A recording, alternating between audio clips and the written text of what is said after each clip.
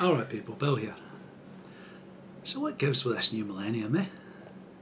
You get large numbers of male feminists and you've got a growing number of female men's rights activists kicking back at them. It does show that both sexes have an innate sense of justice, and that's a good thing. But you're going to ask what's in it for either sex. Well, I'm generalising, but I think what we're seeing is that both sexes are following their inclination towards either a natural instinct or a learned response. Either way. The boys in our education system are denied almost any chance to express their masculinity. So they jump at a chance to defend women, even if it's only rhetorically. And whether it's learned or whether it's innate, they want to be seen as good men fighting the good fight. They want to be useful to their organisation, to their tribe if you like. So they respect the matriarchy. They crack on with the heavy lifting, even if it's rhetorically. And they defend the tribe's females. It's all good stuff. Now men get hurt in this struggle. The ways are oblique, but they're real. But men have always got hurt. So you got men acting on behalf of well-defended, high-status females. Sounding kind of familiar, that, eh? I think female MRAs are a lot brighter and they're much more aware of what it is they're actually up to. A relatively small number of people, mainly well-heeled women, actually benefit from feminism. And it's difficult to get access to those benefits, but even if you could, a lot of people aren't inclined to want a benefit if it comes at somebody else's expense. And you've got to remember, most women have access to a man, and they've got a reasonable amount of choice in the kind of qualities that that man possesses. A society that's systematically using and abusing men in general will eventually come back and attack your man specifically. And whether that's a son, a brother, your father, or your gay pal, that's not the issue. The fact is that people you know, people that you care about, and people you may even have a partnership with are under attack. So the girls get to be traditionalists too. Yeah, anybody here Tammy Wynette in the background?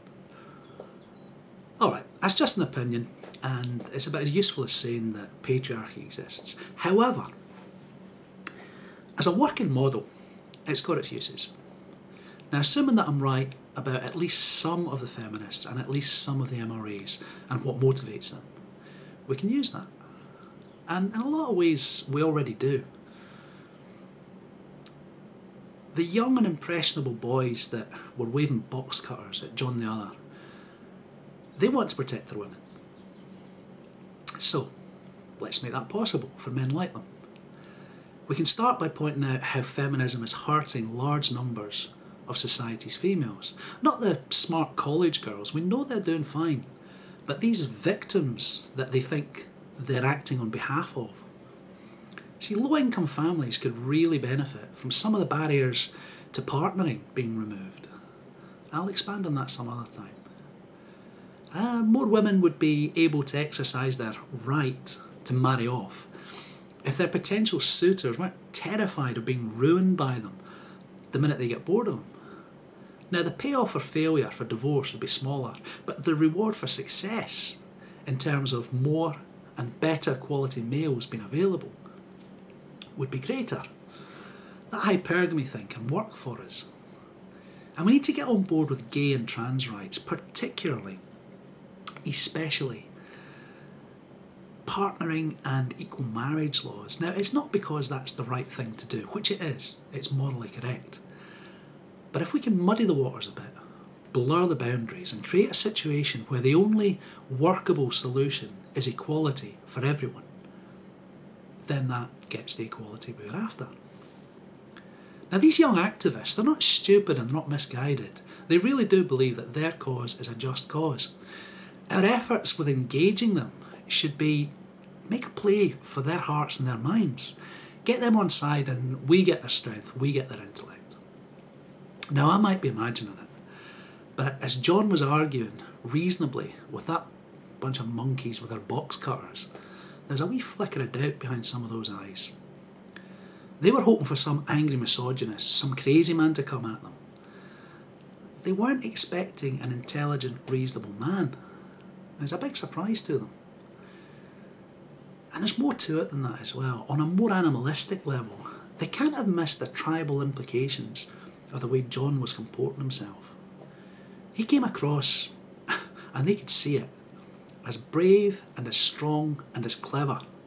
They couldn't intimidate him, even though there was loads of them. And they were completely bamboozled by the fact that he was the one with cogent arguments. He was the intelligent one there. Once all their chums have gone home, and once the high-pitched girly squeals have faded out of the dorm, they're going to have to work really hard to shake off the realisation that on that day, on that occasion, John was the alpha male there. Now there's a lesson there. A strong role model can sway opinions in ways that even the best of arguments can't. Combine the two. On the other side of the coin, you've got huge numbers of individuals who choose to believe that feminism is a struggle towards equal rights for women. So let's call that horseshit.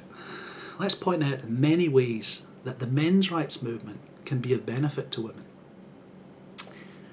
Most men want to work, they want to provide for, they want to protect the women in their life. If you can show that MRAs want to help society heal some of the damage that's been done by feminism's crazier ideas, then you're going to get people on side. Point out that equal rights not only go both ways, they benefit anybody who's got a connection to somebody who has true equality. Make a point that MRAs aren't about turning the clock back and sending women back into the kitchen. It's about both sexes being treated equally. Now, if a woman wants to work, great, there's a shovel over there. A lot of freedoms for men will benefit women. Fair divorce laws and better child access is a great tool to free women from deadbeat dads. Better healthcare for men means a more productive workforce, and that benefits everybody, and it's a lot easier to grasp that concept than it is all these smoke and mirrors that feminism's leaning on. I think the bottom line I'm getting at is women are not the stupid little girls that feminism always paints them as. Demonstrate to a woman where she stands to profit from better conditions, and the bullshit ideology goes out the window. It's all about hearts and minds.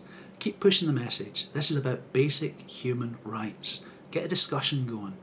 Point out who the current system favours and show who it penalises. Point to the emperor's clothes. Show that treating men equally is going to benefit everybody. And just one more thought. Have fun with this. Seriously.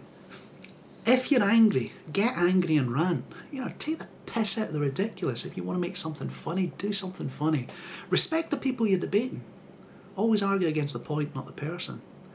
And be yourself. Whatever your character is, let that show. Everybody knows who PZ Meyer and Rebecca Watson is. They're not genuine. They're lying hypocrites, and people do not like that. Now, we're not like that. We're good people, and people warm to that. I think we can achieve a great deal by doing nothing more than talking to people. So let's do that. Let's make a play for hearts and minds. Later, peeps.